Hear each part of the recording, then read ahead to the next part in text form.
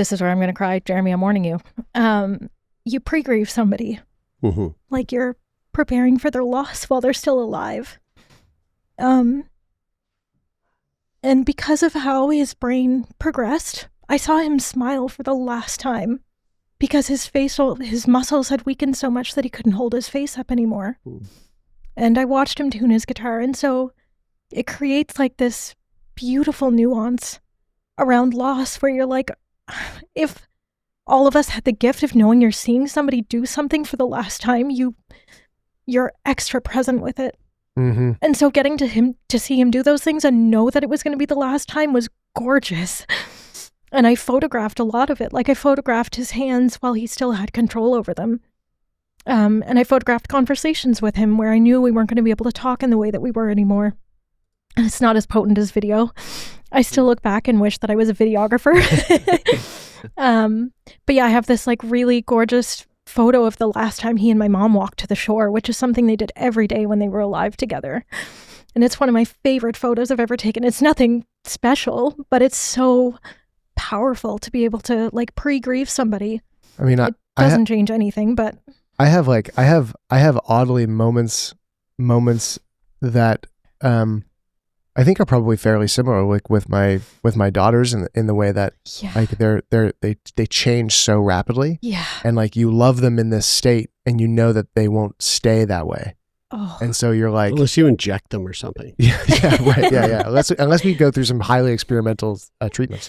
And there's so many things that, especially my 3-year-old who like when she started to speak a lot. Yeah. And they say things in these weird ways, and you know that they'll learn that that's not how you say that. Yeah. But they say it in such a cute way that you're like, I don't want that to change, although I know it will.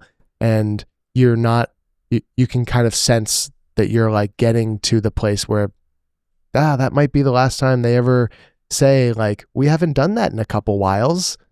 And you're like, oh, I know that they're going to start saying we haven't done that in a while. And they won't say it in that weird, strange way. And that's like, it's beautiful and also very sad. And there's also this future grief because when I met my partner and became a step-parent, my dad never got to see me be a parent. Mm. And this is the only way I'm going to be in a kid's orbit in that way. And just like every time I get on stage now without him, I think about how much my stepdaughter would have loved getting to see us on stage together and how he would have been at her dance competitions wearing a shirt with her face on it. Like, you miss out on all the future stuff too. And for being like, she met him when she was 8 all the way through 12. She handled the loss with a remarkable amount of grace for her age. She actually had favorite home care workers towards the end, and she'd get up out of bed at 7 o'clock to go chat with them. But yeah, my partner and I had like incited a lot of really cool conversations around the everyday grief because we think of it in such a vacuum where it's like grief is just loss. Yeah. But grief is everything around loss. And the grief that you're talking about is, I mean, did you find that there's, and maybe this is sort of what you're talking about, but I feel like there's also, it's like, it's not like 1 or 2 moments of grief. It's like the grief stages are like, there's chapters of the grief, and you're going through each chapter with each sort of chapter of the progression of the disease. So it's like you're slowly losing more and more and more, and so you're having to like re-grieve over and over and over. It's not like I grieved that one loss where he changed, and then I grieved him when he died.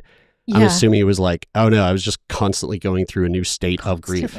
For years. And I mean, because of the way that his condition happened and because he was misdiagnosed with Parkinson's, my mom had gotten sick with cancer around like the 2-week mark of when he'd gotten diagnosed with Parkinson's. And so all the focus went to her and her more, I would say, like immediate condition.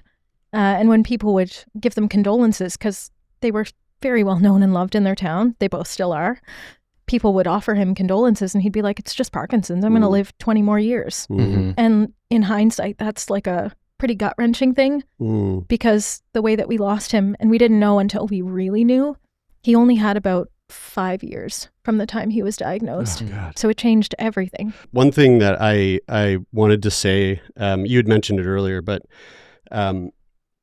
the Robin Williams having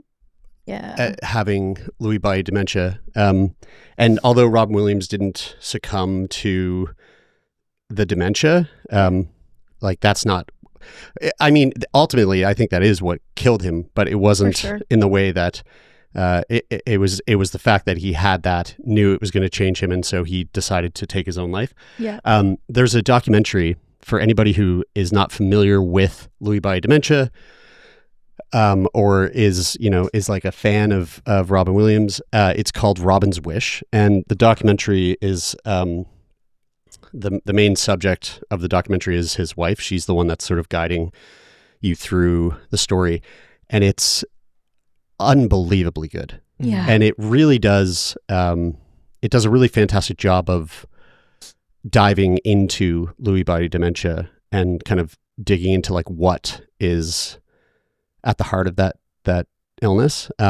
So just don't stop listening to this and then go just watch it after. I really wanted to ask to better understand like what the moments of lucidity are like versus the being in the throes of the illness. Like how do you do you talk about it with your dad? Did he understand in those moments that he was having these like gaps? Like what No, his lucidity, because he was never told what was happening to him. And again, this was a decision that was determined not just by a family member trying to protect their own peace and his peace. The neurologist agreed based on his criteria of how anxious he was. Any moment of knowing what was happening to him would have been nothing short of cruel. Mm-hmm. But his moments of lucidity came, like we knew he was having one because he would start apologizing, or he would start having like these moments of reflection on things that he had done throughout his life and having these like big hard conversations that you would expect someone to have if they knew they were dying, like regrets or things that he wished he'd said. That was pretty early on, like I'm going to say year 3 of the 4 that we had with him, where we kind of had some concept of what was going on. But there were also lots of times he would tell my mom, like, I don't think I'm going to get better from this, which for her was heartbreaking because it was like, getting down to 5 minutes of having him aware. But his awareness and how it would fluctuate pretty unpredictably also meant that she couldn't have just anybody around, because if people were talking about what was happening with him or talking about the disease, and he happened to be in a moment of awareness, which we were never really sure, right, it could have like blown it all for them. That and provides like a unique challenge of, like having to almost like be secretive when you're not, like that's not what you're doing, but did it feel at times like you were like, oh fuck, we have to sure. like go to this other room to have this conversation? Yeah. And the people that took care of him, like my aunt and my uncle and countless other family friends who were there for the right reasons. And I don't want to say that anybody wouldn't have been, but because he was such a beloved figure in the community, Mom was really protective over his dignity, which I think is a very special thing to be able to say.